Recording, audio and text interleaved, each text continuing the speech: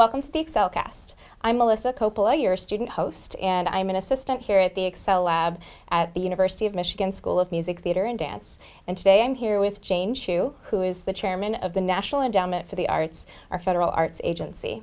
Thank you so much for being here with us today. Well, thanks for letting me join you. Yeah, absolutely. So, one of the exciting things that I would like to ask you about is, as a student, I work every day with people who have dedicated their lives to the arts. And while all of us know that we love the arts and we know it's important, sometimes it's hard to put into words exactly how our art is making an impact. So I'm curious, what is your opinion on what role the arts are playing in society today? Oh, I just don't think there's been a better time for the arts to play such an important role in society today. So many of us came to the arts to be able to express ourselves. That's certainly why I was drawn to participate in the arts. But now we're seeing also that the arts make such a difference in the lives of everyone. So the arts aren't off in a corner by themselves, and they're not just there for some people at the exclusion of other people. We're seeing the arts be in transformational ways an agent of change in society, because it can help create a wonderful culture, and it can help create some vitality in the community. When people see the arts, they feel like there's a presence of thriving. And so the arts play a very important role, not only for individuals and our ability to express ourselves and create, but also to help bring a community together and help make people feel like they belong. Yeah, absolutely. So obviously, as the chairman of the NEA, you must be very busy. I'm curious to know what a week in your life looks like. What does your workflow look like? What are your responsibilities? And also, can you tell us a little bit about some of the initiatives you created? Well, in terms of the flow of the work week, it's never been a linear job, and I liked it that way. Yeah. I like it that way. I like the fact that there is always something different. It's not a position that requires even one step leading to another, but it's more of a synthesis of a lot of different things happening at the same time. So that's a real treat for me, because that's the way I operate anyway. But it can deal with everything from our wonderful staff to connecting with so many people in the nation, and really getting to see the arts thrive in so many different ways. And some of the initiatives you created, I think there's Creativity Connects and Creative Forces. Can you tell us a little bit about that? Yes, we have seen across the nation that the arts are in a place, and artists are in a place that was different from the times when, for example, I was trained. It seems to be that the watershed event is the internet. So we looked at the way the arts were present, and artists, and how they were able to express themselves, how they created, how they performed. We looked at the way that happened before the internet, and then the way it happens now after the internet. And there are many different changes. So we realized that not only are artists expanding their ways of creating, but we are also seeing the arts tied to some areas that are deemed non-arts. So we now see arts with agriculture, and arts with science, and arts with technology, and a lot of different ways in between. So we launched a Creativity Connects grant program, because we wanted to see how many projects are out there that connect the arts to areas that we would never have thought before were categorized as arts. And so that creativity in the arts connects with projects such as, there's a wonderful lullaby project over in Carnegie Hall in New York, where they began with teen moms and have expanded to other parents and young parents who haven't had opportunities, especially socially or economically. And so bringing in professional musicians to teach how to create a lullaby, how to write a song. And what happened after that is that these parents became really not only interested in their ability to write a song, but they could, a lullaby, but for their children, they could sing it to them, and that bonded them even closer, and it made them say, you know, I want to be a really good parent. And so we, the Lullaby Project at Carnegie Hall created recordings for the actual songs that were written. Some of them were performed by Joyce DiDonato in Carnegie Hall. And so that whole project connects the arts in so many different ways to an area, new parenthood, especially for parents that are young or teenagers or didn't have as many social and economic opportunities. It's that kind of thing that's happening across the nation. So that creativity is connecting the arts to other areas that we call non-arts. Yeah. When it comes to creative forces, we are seeing that the arts are so rewarding and also have a healing type of benefit. And so for our service members, and there are many of them who have combat-induced post-traumatic stress, traumatic brain injury, and other psychological health conditions. And so these brain recovery conditions, we began to start with a creative writing class more than half a dozen years ago, and it really blossomed to adding visual arts and performing arts, and with certified arts therapists and music therapists. And pretty soon by doing that, we connected with Walter Reed Military Medical Center in Bethesda. It was at the National Intrepid Center on that campus. And the clinicians called over and said, this isn't just an extra project. We're seeing that this is making a transformation on hard to deal with complex cases.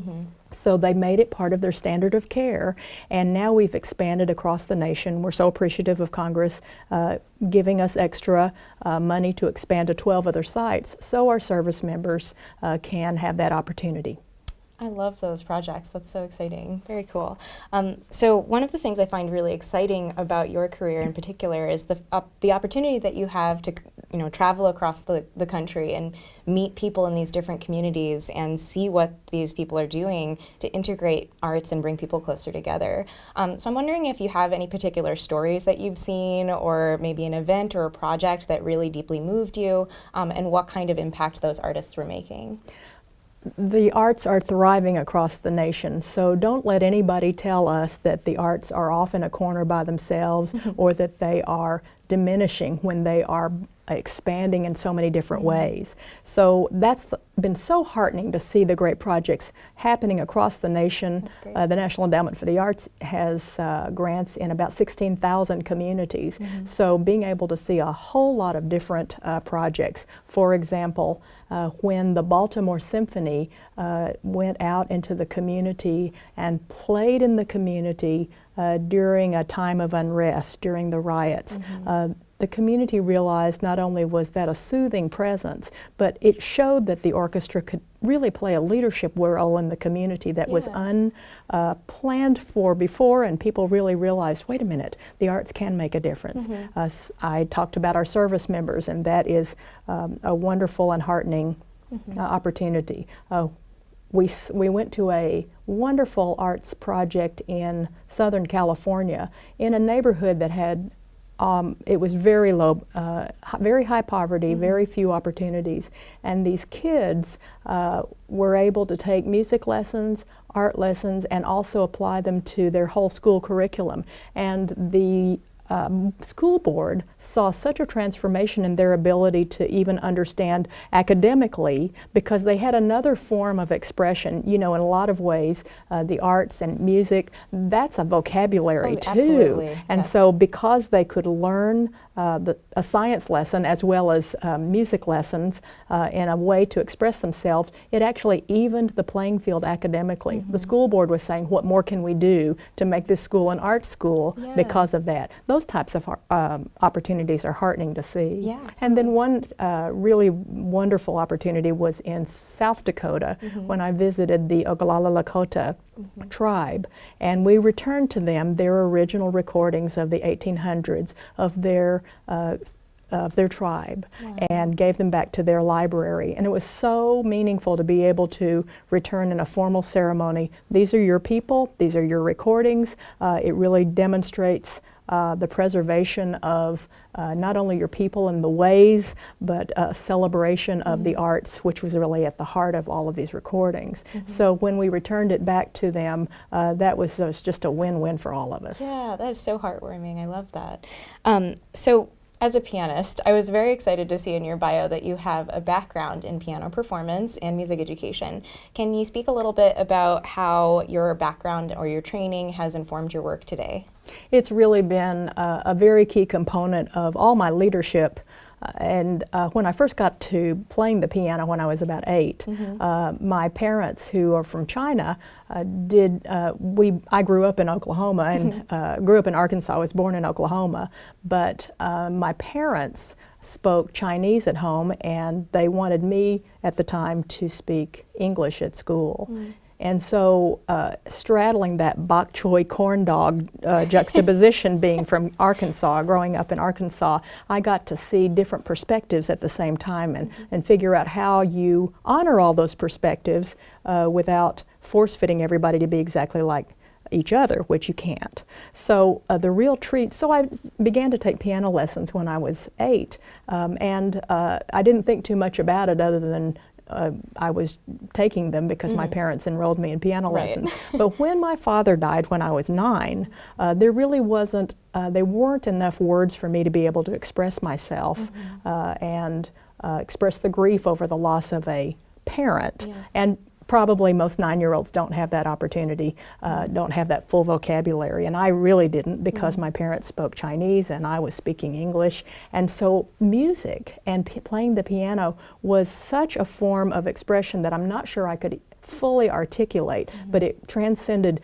the use of linear everyday conversations. It was just this whole piece that felt like I belonged no matter what I played. So I really involved myself in the arts. So that is a key piece of my leadership, is just the presence of being able to straddle many perspectives. And it started really with playing the piano. But to get very specific, one of the reasons that the arts, in particular, I majored in music in college, but one of the reasons that it's been so valuable to me as a leader is because I was trained to play so many different composers' music, and you simply do not play Beethoven the same way you play Hindemith, and you don't play Ravel the same way you play Schoenberg. I mean, you just, you really pay attention to what the composer, and especially if you are the composer, but what you're trying to say, and you try to evoke their style to the best of your ability. And so leadership, I found, was very similar. If you wanted to have that kind of leadership where you could draw out somebody and have them feel like they belonged. We can do leadership where we tell you what to do at every point and order you around, and perhaps there are times where we have to dictate something. But for the most part, there's something very satisfying about when I can lead and have somebody want to be there because they feel like they belong, they feel like they've been heard. And playing the piano and participating in other forms of art has allowed me to learn how to listen and allowed me to learn how to figure out, did I pay attention to who I'm leading? Because you really can't lead if you don't have any followers. And so that has really informed my leadership a lot. Yeah, great. Thank you so much for sharing that. I'm just going to take a second to move this over. So one of the great things about the EXCELcast is that we get to bring in industry professionals and kind of gain insight and different advice. And so my colleagues and I are kind of curious to know, as we prepare for our future careers, how important do you think are skill sets outside of the performance field? And how do these skills play into artists' careers today? After traveling the nation and being in all 50 states and really seeing hundreds and hundreds of wonderful arts projects, I think that the skills outside the performance are very, very important, because there seems to be, just like we talked about before in terms of the internet being that watershed event, there are more ways for artists, and by that I mean artists, musicians, dancers, writers, all the creatives in the arts. There are more ways for them to engage in the arts than before. So arts, and many times artists and musicians and entrepreneur types will expand their ways, as opposed to just getting one manager or only having an impresario type of person to handle it, so that that person can focus solely upon the skills of performing. There's nothing wrong with going in either direction, frankly, but because there are so many ways to connect our art to each other, it's important to at least have enough communication skills to know how to communicate with each other beyond the satisfaction of getting to play. Yeah, and what of those skills that you just listed, what do you think are the most important core competencies that you think artists need to know today? Do you think it's digital literacy, maybe public speaking, activism, anything that might come to mind? Oh, I would probably give a very different answer from almost everybody. So my answer really is going to be the core competency is going to be the ability to imagine. So if you can imagine it, let's look at, for example, an economist type of mindset. And there's nothing wrong with economists. I love economists, and I try to be one when I'm supposed to be one. My father was an economist, but the economist mindset is a perspective, comes with a belief or a perspective that there are a finite amount of resources. And so if you have a certain amount of resources in this pot and somebody takes one resource out, that means you have less. And if you, for example, if I gave you something, then I wouldn't have as much. So it's tempting to be territorial sometimes when that happens. But when you look at the artist's resources, you may have you have as many resources as you can imagine. And so if you get to imagine how something is, and sometimes it takes practice, because if you are in the middle of something and all you see is a deadline, or you've got to be able to practice this trill and it's got to be right, but this finger over here is not as strong as that finger over there when you're playing the piano. Right. I'm sort of making this up, but when you have the ability to imagine, then you can pick all of those great subject matters that you just said, digital competencies and advocacy and connecting to other causes or performing on stage, any of those, and then if you can imagine how that would be, I would go after what was in your heart first, and then you can learn the skills that are associated with that specific set. I think that's really great advice. And I think I also wanted to say is that we definitely look up to you as a role model. I know that I certainly do, and many of our guests give us such valuable advice. And I'm wondering, is there anything that a mentor along your path, or any advice that they offered you that you implemented, and how did you do that? Well, several decades ago, one of the things that I learned that I still practice today is I read in a book, and I think it was by Jim Collins, who ultimately wrote the book Good to Great, which was a leadership book. But before he wrote that book, years ago, he talked about how he had a personal board of directors. Now, this wasn't necessarily, I adopted that concept, so I don't necessarily, and I have never pulled together a bunch of people in a room and said, you're my personal board of directors. But I have looked at different people who inspire me, and I give them permission to, in my mind, I give them only permission to I'm inspired by something that they do, but I don't expect them to be perfect, so I don't look at them as a whole person. I just said, I like that skill from that person, and I think I could learn something from that person. I do this in my mind, so I don't ever really tell them, although once in a while I go up to them and I say, you're on my personal board of directors. But I love that idea because I'm able to pull together different people, and they can help me as I watch them or I talk with them, emulate some skills that they have or some beliefs that they have. So that's how I've operated, and I continue to do that. That's awesome. So you don't necessarily have to be directly speaking with that person. I don't. I watch them, or sometimes there are people that I admire that I've never met, and I might watch a YouTube about something that they believe. But this is how I put together what inspires me. That's great. Thank you so much. Well, I also want to just thank you for being here with us today. I think it's such an honor to have you on the EXCELcast.